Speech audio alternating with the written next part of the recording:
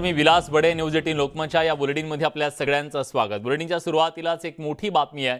अनिल परबांच्या रिसॉर्टवर 14 नोव्हेंबरला हातोडा पडणार आहे आणि पाडकाम टेंडर भरण्याची उद्या शेवटची तारीख आहे। भाजपचे नेते किरीट सोमय्या यांनी या संदर्भातली माहिती दिली आहे। सोमय्या उद्या रत्नागिरीला जाणार आहेत। गेल्या अनेक दिवसांपासून माजी मंत्री अनिल परबांच्या या रिसॉर्टच्या संदर्भातली कारवाई व्हावी याच्यासाठी किरीट सोमय्या यांनी आग्रही भूमिका घेतलेली होती आणि अखेर आता हातोडा पडणार हे जवळपास निश्चित झाले। आता हिशोब अनिल परबचा उद्या मी स्वतः रत्नागिरीला जाणार आहे। रत्नागिरी पोलिसांनी मला बोलवलंय, स्टेटमेंट देणार आहेत। माझा तक्रारीच्या आधारावर परवा FIR झाली आणि काल भारत सरकारने जी तक्रार केली होती त्याच्यावर दापोली कोर्टाने अनिल परबच्या विरोधात समन्स काढलं आहे। 14 तारखेला रिसोर्ट तोडण्याचं काम प्रारंभ होणार। उद्या जे टेंडर भरण्याची शेवटची तारीख आहे। अब हिसाब अनिल परब का।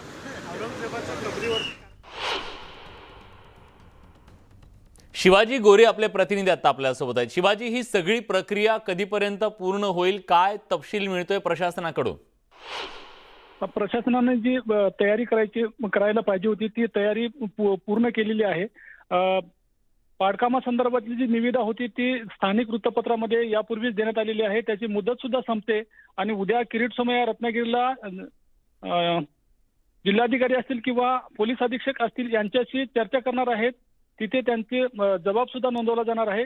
पूर्वीपासून किरीट सोमय्यांचं असं म्हणणं होतं की अनिल परब यांचं हे बेकायदेशीर रिसॉर्ट आहे आणि ते पाडावंच लागेल। अनिल परब यांना जेलमध्ये जावंच लागेल, त्यांना जेलमध्ये चक्की पिसण्याची वेळ त्यांच्यावर नक्कीच येईल, अशा प्रकारचं वक्तव्य त्यांनी वारंवार केलं होतं। अनिल परब यांनी यापूर्वीच हे रिसॉर्ट आपलं नसल्याचा आरोप जरी फेटाळला असला, आपलं नाही अशा प्रकारचं त्यांनी वक्तव्य केलं होतं। परंतु असं असलं तरी आता त्यांच्या अडचणीमध्ये वाढ होताना पाहायला मिळते, कारण कोर्टाने सुद्धा आता समन्स बजावलेले आहेत। 14 तारखेला पुन्हा एकदा साई रिसॉर्ट संदर्भात तारीख आहे आणि त्या तारखेला अनिल परब यांना हजर राहावं लागणार आहे। परंतु त्यापूर्वीच मात्र हे रिसॉर्ट पाडण्याच्या हालचाली वाढलेल्या आहेत। नवीन जेव्हा याबद्दलचे तपशील आम्ही सातत्याने तुमच्याकडून घेत राहू, तुम्ही नजर ठेवून राहा शिवाजी। या सगळ्याबद्दल तुर्तास धन्यवाद। तिकडे शिवसेनेचे खासदार संजय राऊत हे शरद पवार यांची भेट घेणार आहेत। सिल्वर वॉकवर जाऊन संजय राऊत हे शरद पवारांची भेट घेणार आहेत। जेलमधून बाहेर आल्यानंतर पवारांची ते भेट घेण्यासाठी जाणार असल्याचं कळतंय। खासदार संजय राऊत यांना बुधवारी तब्बल 100 दिवसानंतर जामीन मिळाला। जेल बाहेर येतात शिवसैनिकांनी त्यांचं भव्य स्वागत केलं। दरम्यान जेलमधून बाहेर येतात संजय राऊत यांनी उद्धव ठाकरेंची भेट घेतली। त्यानंतर आता संजय राऊत हे शरद पवार यांच्या भेटीला जाणार आहेत। त्यामुळे या भेटीकडे सुद्धा सगळ्यांचंच लक्ष लागलं।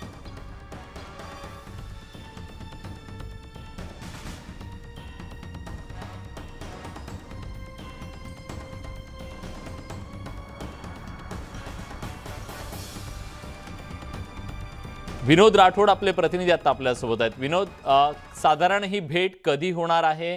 कोण कोण या प्रसंगी उपस्थित असणार आहे? काय तपशील आहे याबद्दलचा?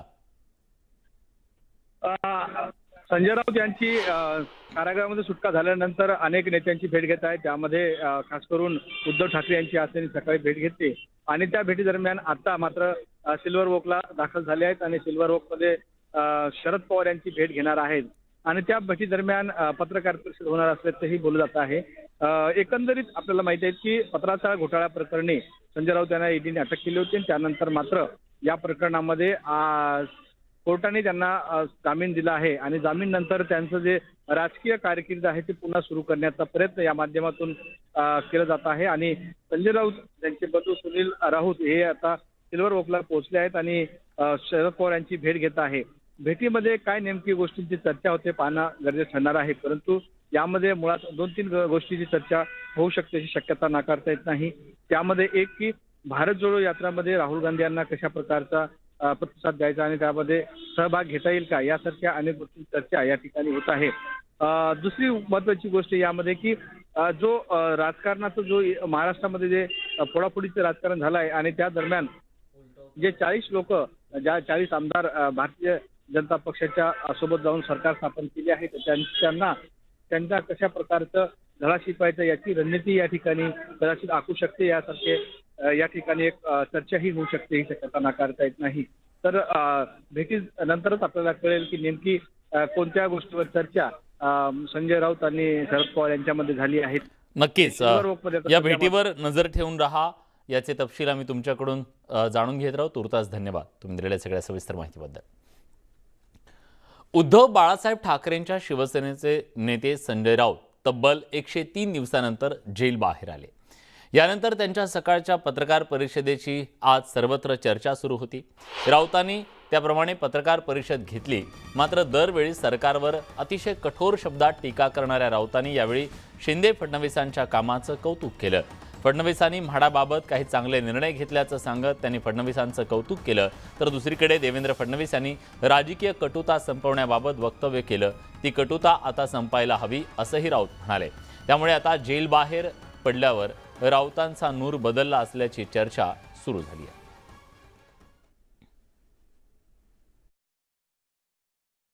महाराष्ट्र में एक सरकार नहीं बनी है. मैं 3 महीने से बाहर हूँ. कुछ निर्णय सरकार ने अच्छे भी लिए हैं महाराष्ट्र के. मैं उनका स्वागत भी करूँगा.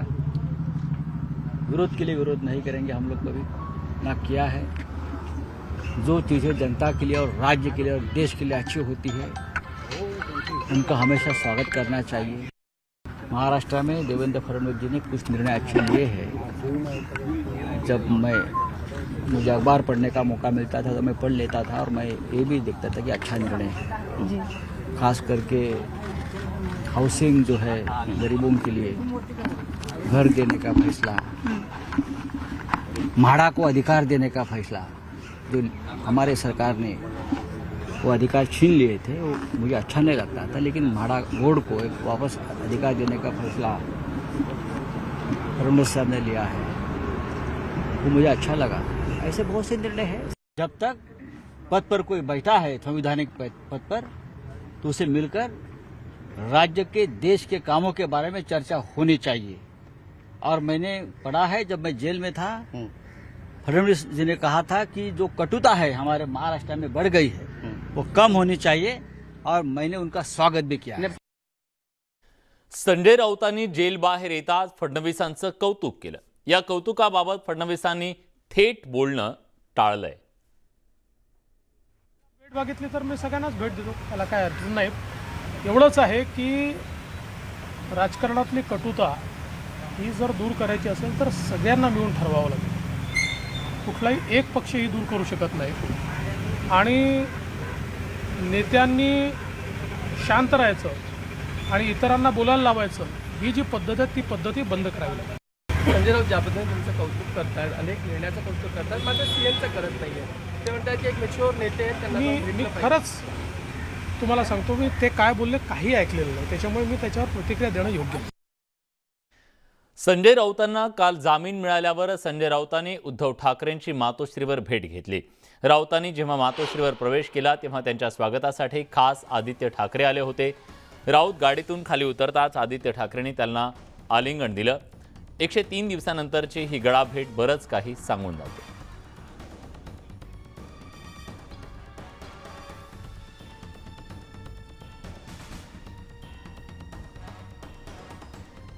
शिवसेना खासदार संजय राऊत यांनी जामीन मिळाल्यानंतर आज मातोश्रीवर जाऊन शिवसेना पक्षप्रमुख उद्धव ठाकरे यांची भेट घेतली. यावेळी उद्धव ठाकरे यांनी केंद्रीय तपास यंत्रणा आणि भाजपवर निशाणा साधला. संजय राऊत माझा जिवलग मित्र आहे, तो शिवसेनेसाठी लढला आणि लढतो आहे.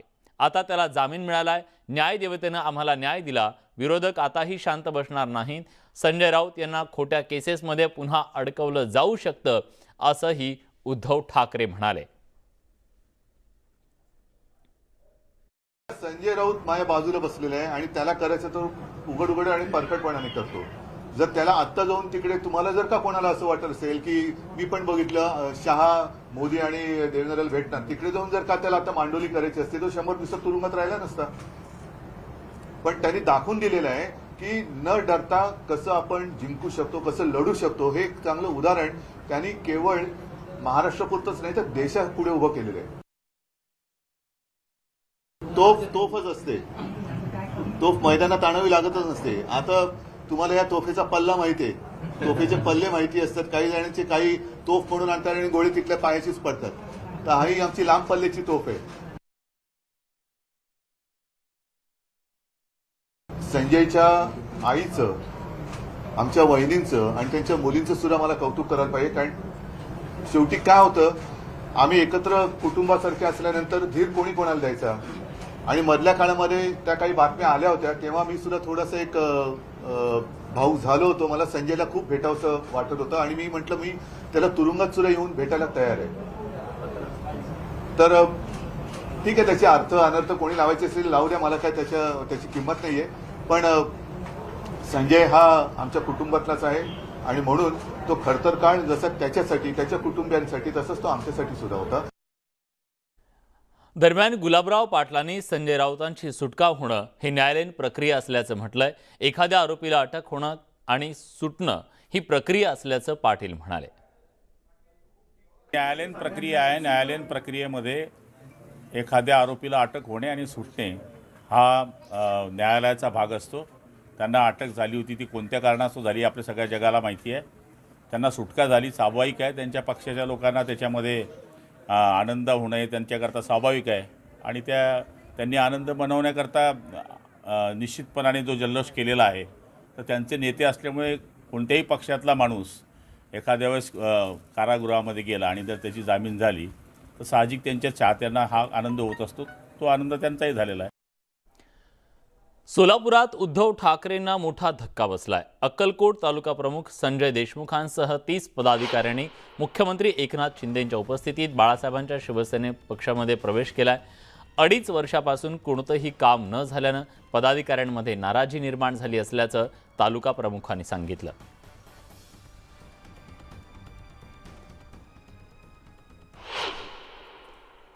राष्ट्रवादीमधून देखील तालुका कार्याध्यक्ष, शहर उपाध्यक्ष,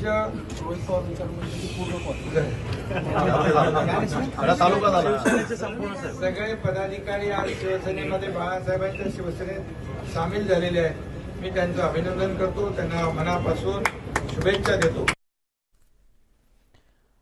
मुख्यमंत्रीपदी आरूढ झाल्यानंतर एकनाथ शिंदे 12 नोव्हेंबरला भंडारा जिल्ह्याच्या दौऱ्यावर येणार आहेत.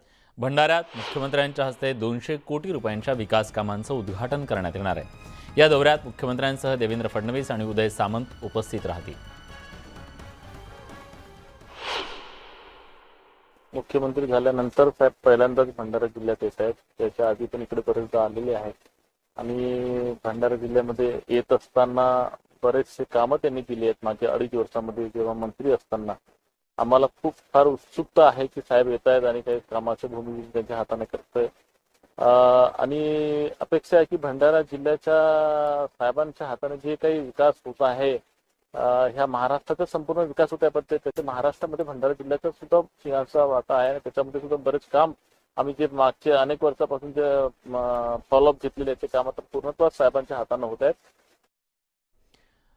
भाजप खासदार धनंजय महाडिकांनी सतेज पाटील यांच्यावर मोठा आरोप केलाय.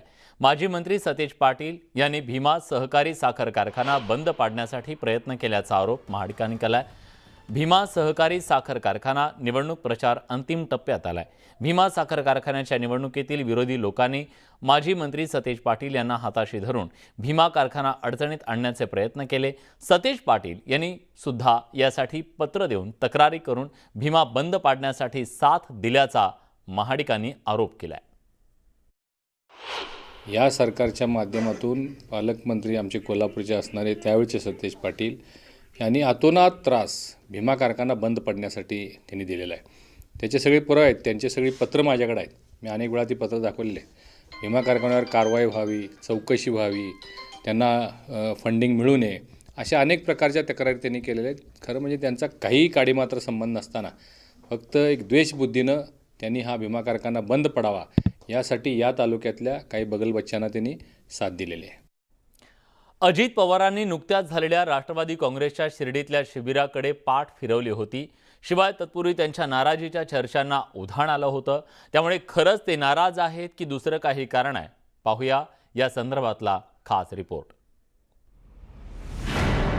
शिर्डीच्या अधिवेशनानंतर अजित पवार गेले कुठे? आजोळ घरीही अजित पवारांचा पत्ता नाही. अजित पवारांच्या नाराजीच्या चर्चांना उधाण.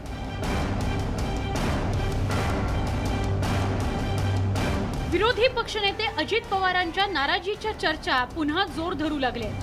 शिर्डीत राष्ट्रवादी काँग्रेसच्या मंथन शिबिराच्या दुसऱ्या दिवशी अजित पवार गैरहजर राहिले. नगर जिल्ह्यातल्या देवळाली या आजोळ गावी कार्यक्रम असल्याचं सांगून अजित पवार शिबिर सोडून गेले होते. आजारी शरद पवार शिबिराला आले असतानाही अजित पवार निघून गेल्याचं कार्यकर्त्यांना खटकत होतं. पण न्यूज 18 लोकमतला मिळालेल्या माहितीनुसार अजित पवार त्यांच्या आजोळ गावीही नाहीत. त्यामुळे अजित पवार गेले कुठे असा सवाल विचारला जातोय. खासदार सुप्रिया सुळेंनी मात्र अजितदादा संपर्कात असल्याचा दावा केलाय. मी तुमच्या चॅनलची बातमी बघितली, ते नॉट रिचेबल आहेत. ही बातमी थोडीशी चुकीची आहे. तुमच्यासाठी नॉट रिचेबल आहे.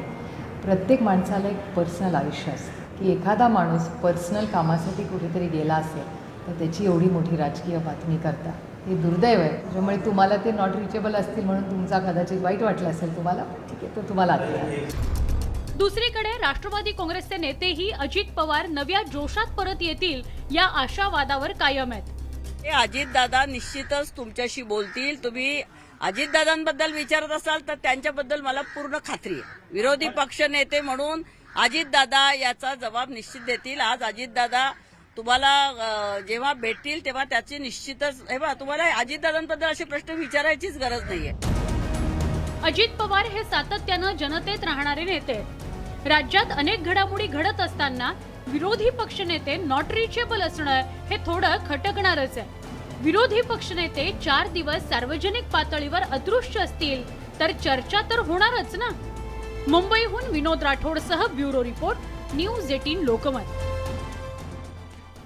आज शिवप्रताप दिनी प्रतापगडाच्या पायथ्याशी असलेल्या अफजल खानाच्या कबरीसमोरचं अनधिकृत बांधकाम हटवायला सुरुवात झाली आहे. महसूल विभाग आणि वन विभागानं ही कारवाई सुरू केली आहे.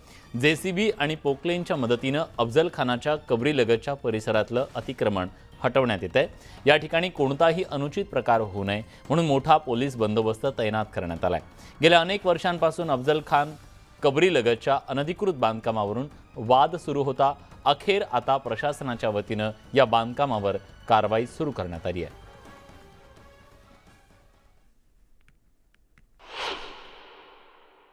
अफजल खानाच्या कबरीच्या शेजारी असलेलं अनधिकृत बांधकाम जे आहे ते पाडण्याचं काम आता प्रशासनाकडून करण्यात आलेलं आहे.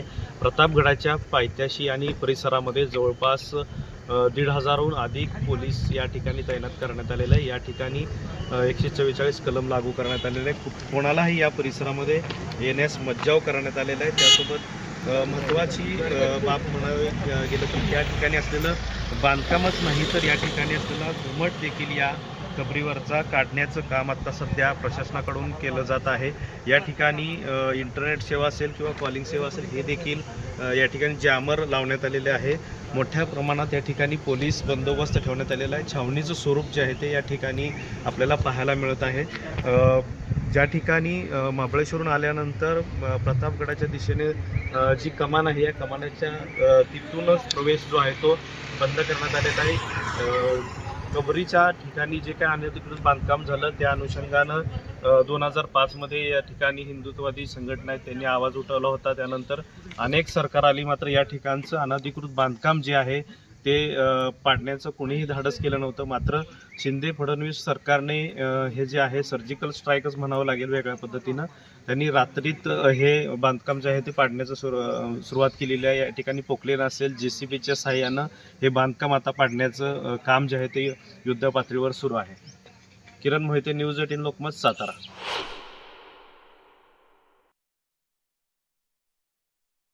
ज्यांनी आमच्या मंदिरांची विटंबना केली, आमच्या हिंदू समाजावर अनन्वित अत्याचार केले, अशा अफजल्याच्या थडग्याभोवतीचं बांधकाम शिंदे फडणवीस सरकारने हटवलंय.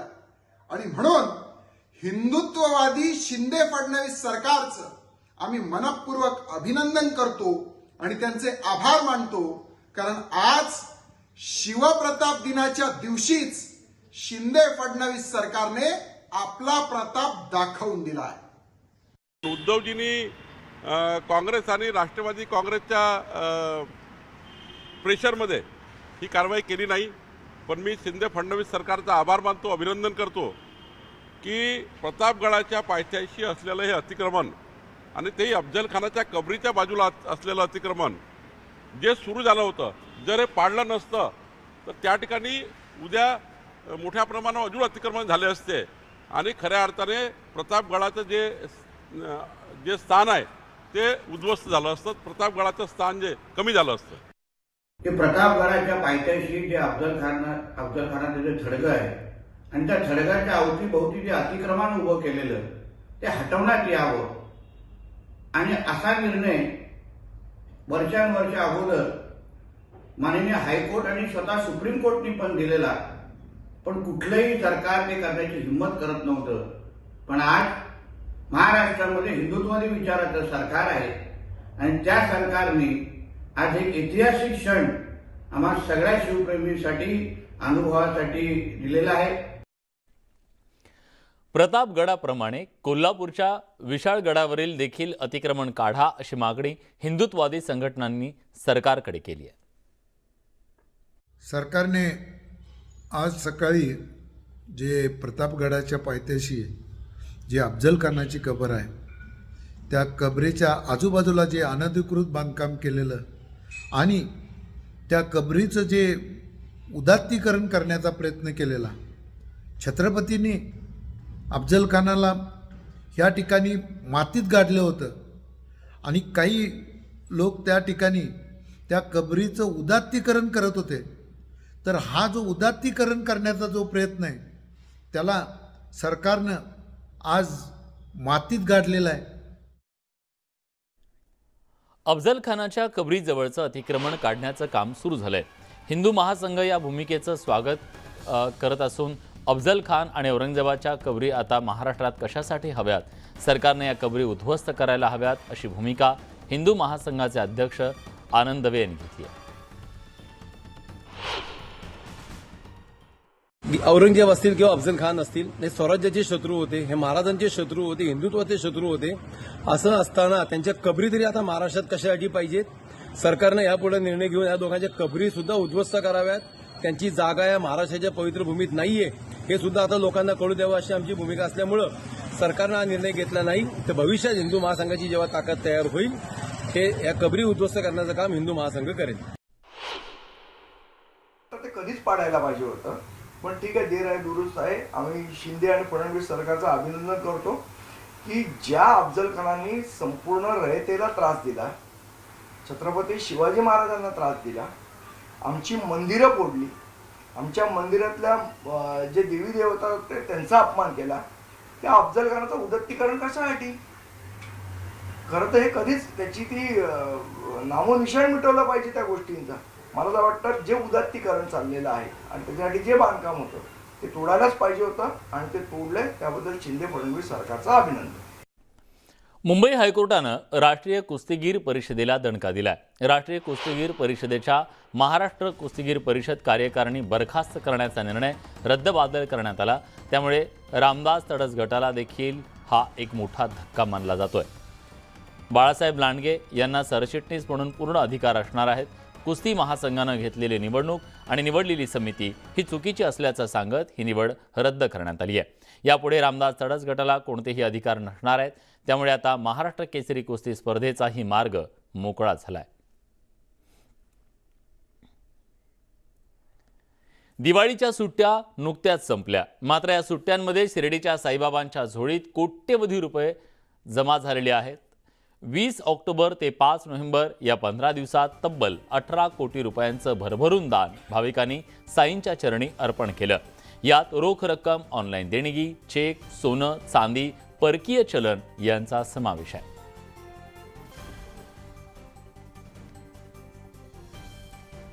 भारत सरकारनं परकीय देणगी स्वीकारण्यासाठी लागू केलेली नवीन नियमावली यामुळे देशातील देवस्थानांना अनेक अडचणींचा सामना करावा लागतोय. देशातील दुसरं सर्वात मोठं श्रीमंत देवस्थान साईबाबा संस्थांच्या परकीय चलनाच्या नोंदणी प्रमाणपत्राचं नूतनीकरण प्रलंबित आहे. केंद्र सरकारच्या गृह मंत्रालयानं हे नूतनीकरण प्रलंबित ठेवलंय. त्यामुळे गेल्या 1.5 वर्षापासून 21 देशातील परदेशी भाविकांकडून साई संस्थानला दान म्हणून देण्यात आलेलं 6,30,00,000चं परकीय चलन बँकेत जमा करता आलेलं नाही. त्यामुळे संस्थानाला कोट्यवधी रुपयांचा फटका बसलाय. केंद्रीय गृह मंत्रालयानं परदेशी भाविकांचे पासपोर्ट आणि रहिवासी दाखला असल्याशिवाय हे चलन जमा करण्यात येऊ नये असे आदेश देशातल्या धार्मिक तीर्थस्थळांना दिलेत.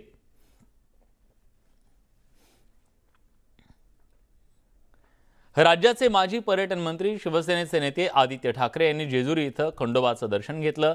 ठाकरे खंडोबाच्या गडावर आले होते. जेजुरी इथले ग्रामस्थ आणि विश्वस्त मंडळाने यावेळी त्यांचं स्वागत केलं. आदित्य ठाकरे सांगोला इथं शेतकऱ्यांशी संवाद साधण्यासाठी गेले. त्यानंतर माघारी जाताना त्यांनी जेजुरीत खंडोबाचं दर्शन घेतलं. आपण खंडोबाच्या दर्शनासाठी आणि आशीर्वादासाठी आलो असं म्हणत त्यांनी माध्यमांना राजकीय विषयावर प्रतिक्रिया देण्यास नकार दिला. मी आज नुसतं दर्शन घ्यायला आलो. अनेक दिवसापासून माझ्या मनात होतं. मला वाटतं काही वर्षांपूर्वी उद्धवसाहेबांसोबत आलेलो. आज ह्या मार्गाने चाललेलो तर मी सहज थोडं हे बघितलं की इथे येऊ शकतो का, आणि अर्थात इथे येऊन जेजुरी देवाचं दर्शन घेतलं. ब्रेक नंतर तुमचं पुन्हा एकदा स्वागत. मुख्यमंत्री एकनाथ शिंदे आज मुंबई पुणे एक्सप्रेस वेवरील मिसिंग लिंक प्रकल्पाची पाहणी करतायत. खालापूर ते सिंहगड संस्थेपर्यंतचा 19 किलोमीटरचा घाटातला तीव्र उताराचा धोकादायक अपघाती मार्गाला मिसिंग लिंक हा पर्यायी बायपास मार्ग असणार आहे. या प्रकल्पामुळे मुंबई पुणे एक्सप्रेस वेवरील अपघातांची संख्या मोठ्या प्रमाणात कमी होणार आहे. मिसिंग लिंक प्रकल्पाला 0 अपघात रस्ता करण्याचा मानस राज्य सरकारचा आहे. मुख्यमंत्री एकनाथ शिंदे MSRDC मंत्री असतानाच या प्रकल्पाचा शुभारंभ करण्यात आला होता आणि आता ते मुख्यमंत्री असताना हा महत्त्वाकांक्षी प्रकल्प पूर्ण होण्याच्या मार्गावर आहे. मुंबई पुणे एक्सप्रेस वेवर असलेल्या घाटातील तीव्र उतारावरचा अपघात टाळून 0 अपघात रस्ता बनवण्यासाठी हा प्रकल्प निर्माण करण्यात येतोय. मुंबई पुणे एक्सप्रेस हायवेवरती आपल्याला माहिती आहे खंडाळ्याचा हा सगळा घाट आहे आणि या लोणावळा खंडाळ्याच्या या घाटातून खूप अपघात होत असतात आणि वेळही खूप मोठ्या प्रमाणात जातो. ट्रॅफिक जाम होतं.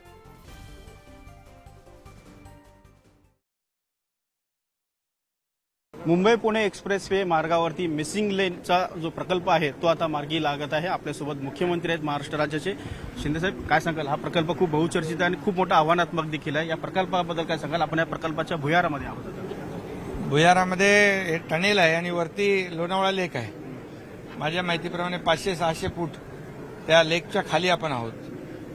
म्हणजे हा जगातला, देशातला नाही तर जगातला वायडेस्ट हा टनेल आहे. 23.75 मीटरचा आणि 8 किलोमीटर लांबीचा आहे. अत्याधुनिक सगळ्या टेक्नॉलॉजी वापरून हा टनेल झालेला आहे आणि या टनेलमुळे मुंबई पुण्याचं जे अंतर आहे ते अर्ध्या तासांनी कमी होणार आहे. घाट सेक्शन पूर्ण अवॉइड होईल. म्हणजे घाटामध्ये जी ट्रॅफिक जाम होते, काही वेळा ॲक्सिडेंट होतात, हे सगळे अवॉइड होतील. कुठेही काही नाही, स्मूथ माणूस मुंबईतला पुण्यामध्ये अर्धा तास अगोदर पोहोचेल.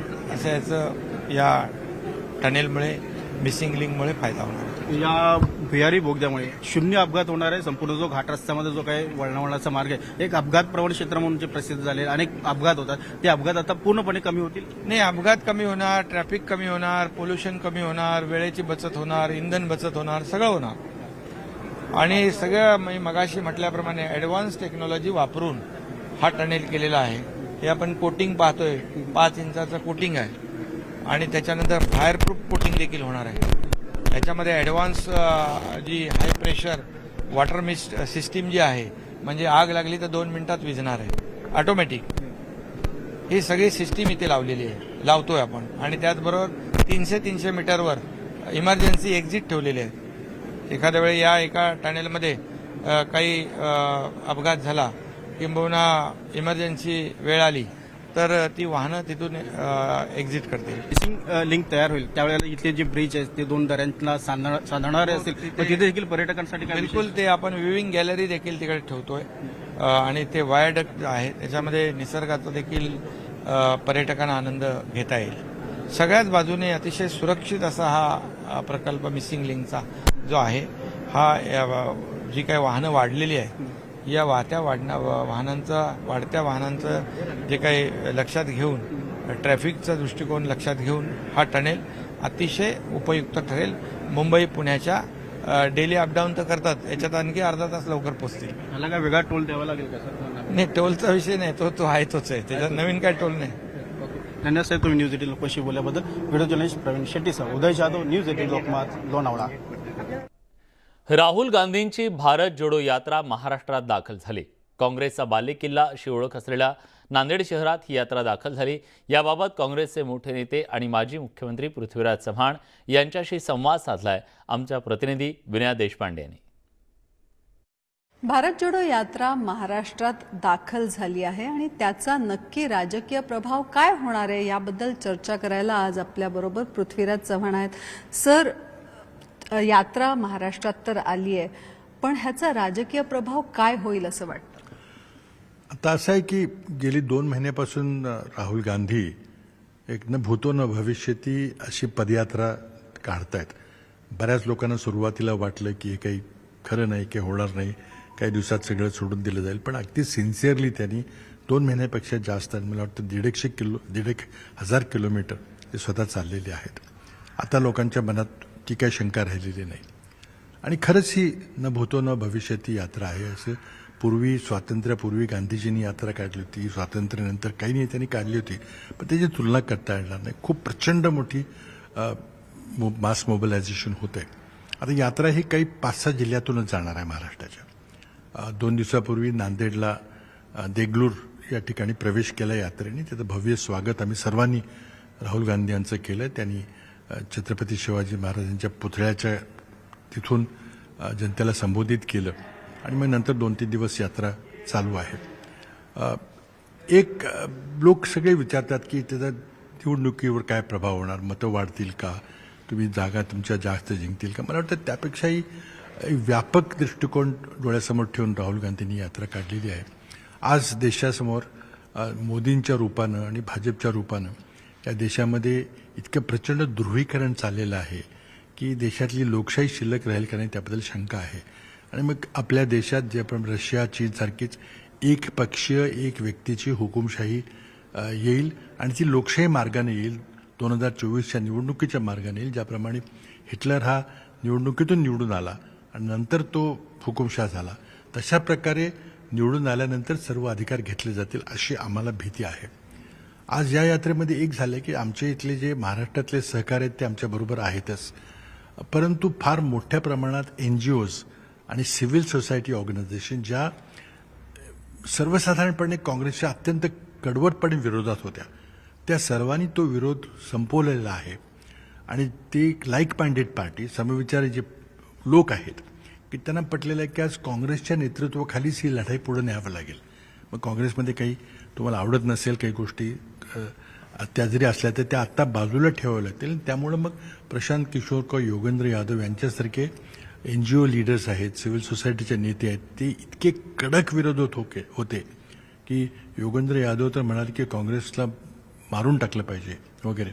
सर, पण हा सिव्हिल सोसायटीचा भाग झाला.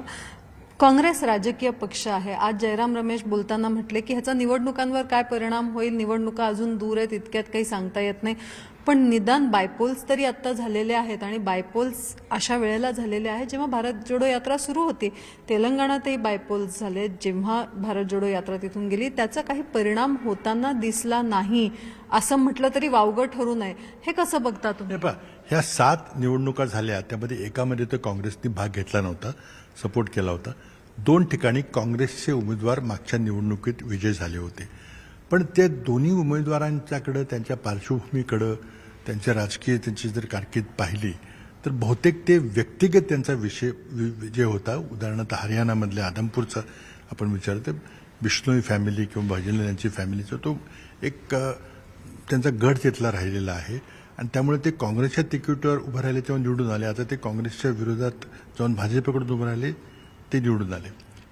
काँग्रेसला तिथे विजय मिळवता आला नाही.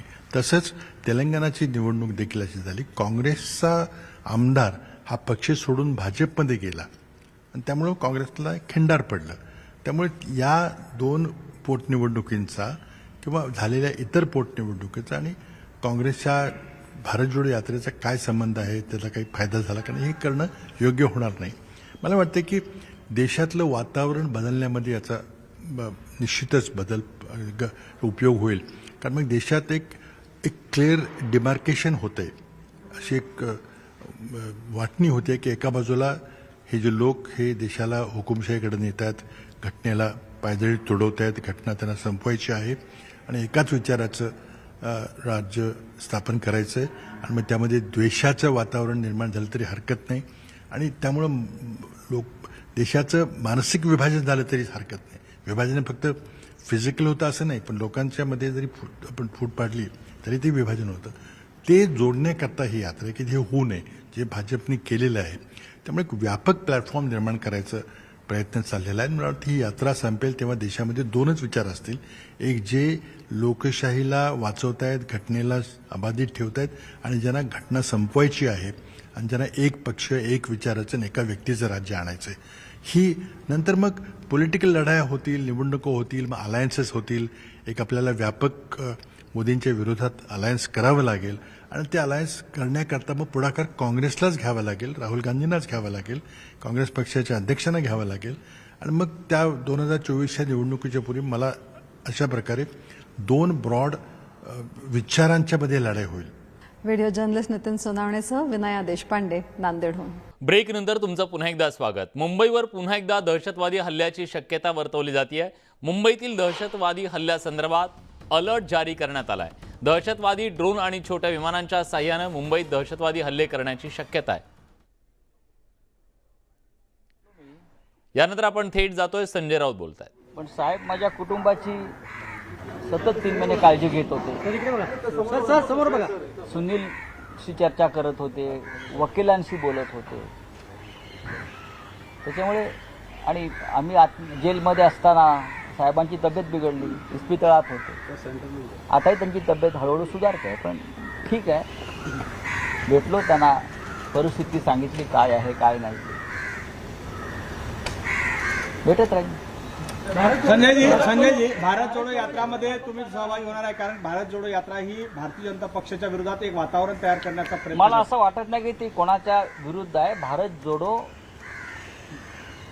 हे एक आंदोलन आहे.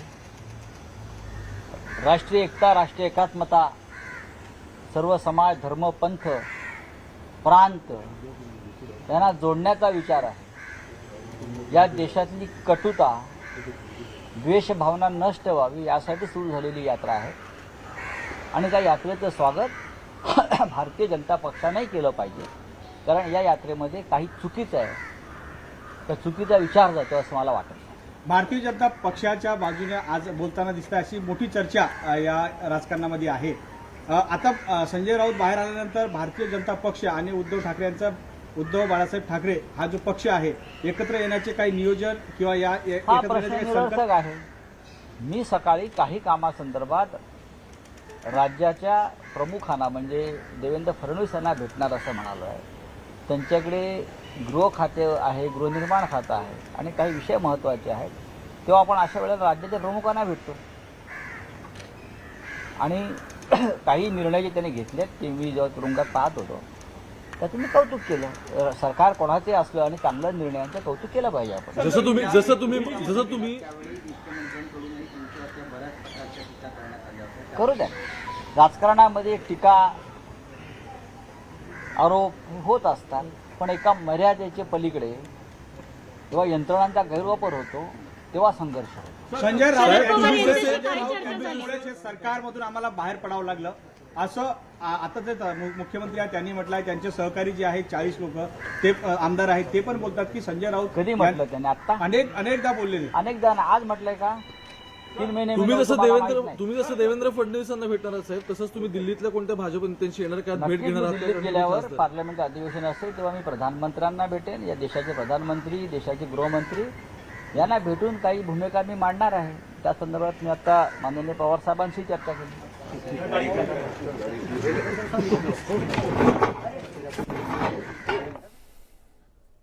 तर संजय राऊत यांनी आपली पुन्हा एकदा भूमिका मांडलेली आहे आणि आपण जे वक्तव्य केलं सकाळी त्याच्या संदर्भातला खुलासा सुद्धा त्यांनी केलेला आहे. आणि भारत जोडो यात्रेच्या संदर्भात बोलताना त्यांनी यात चुकीचं काहीच नाही, सगळे भेद मिटवणारी ही यात्रा असल्याचं म्हणत एक प्रकारे त्याला समर्थन दिलंय.